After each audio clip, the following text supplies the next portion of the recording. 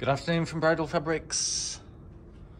Today I want to tell you about a lovely ivory lace called Abiona. We also offer it in white. Have a look at our website for the details. You can see that the base is an ivory tulle, and it's been decadently embroidered with this flowing floral pattern. It's much denser in nature at the bottom of the lace. You can see that the embroidery has been embellished with some three-dimensional detailing and some beadwork and some clear colour sequins which just glisten in the light there. As the pattern moves up the tulle base, you can see it becomes less dense and we end up with these lovely individual bouquets.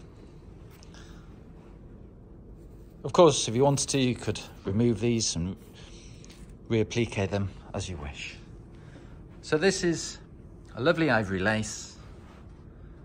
It's called Abiona and it's available from stock.